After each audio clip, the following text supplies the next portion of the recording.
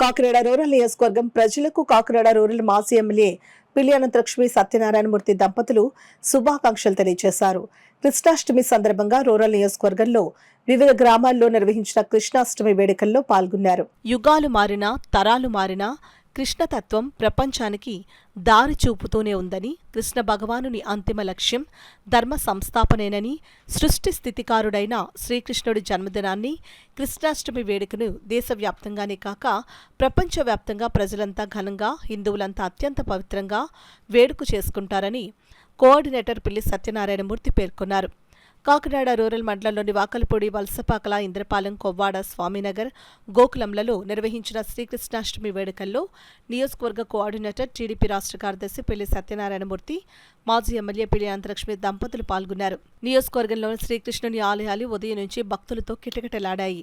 ఈ సందర్భంగా ఆయా ఆలయాలకు విచ్చేసిన పిల్లి దంపతులను ఆలయ కమిటీ సభ్యులు, స్థానిక నాయకులు సాదరంగా ఆహ్వానించి దుస్సాలువతో సత్కరించి జ్ఞాపికలు అందజేశారు. ఈ సందర్భంగా పిల్లి దంపతులు ఆయా ఆలయాల్లో ప్రత్యేక పూజలు చేశారు. ఈ కార్యక్రమంలో నమ్మి రామలక్ష్మణ్ దంపతులు, కొల్లుబోయిన సూరిబాబు దంపతులు, సలాది శ్రీనివాస్, జీను, శ్రీను, ఆలయ కమిటీ సభ్యులు, భక్తులు పాల్గొన్నారు.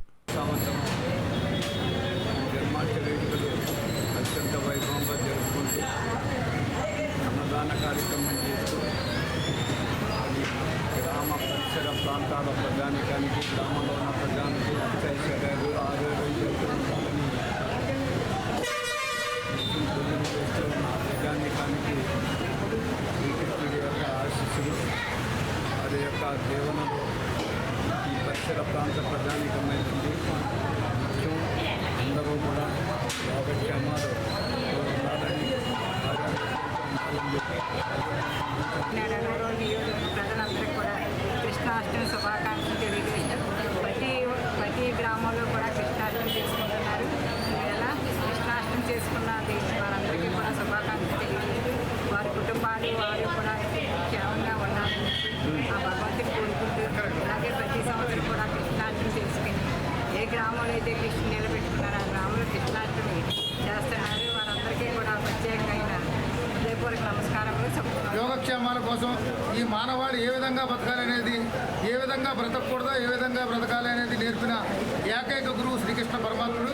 ఆయన యొక్క బాటలో ఈ ప్రపంచ దేశాలన్నీ కూడా ఈరోజు పాశ్చాత్య దేశాలు కూడా శ్రీకృష్ణుడి యొక్క సారాంశాన్ని అవగతం చేసుకొని అభివృద్ధి వైపు పయనిస్తూ ఉన్నాయి. కాబట్టి ప్రజలందరూ కూడా శ్రీకృష్ణుడు భగవద్గీతలో ఏదైతే మంచి చెడు బోధించాడో ఆ తత్వాన్ని తెలుసుకుని ముందుకు సాగాలని ప్రజలందరికీ మరొకసారి జన్మాష్టమి శుభాకాంక్షలు తెలియజేసుకుంటూ, ఇంత ఘనంగా వేడుకలు నిర్వహించినటువంటి మా వలసపాక గ్రామ యాదవ సోదరులందరికీ కూడా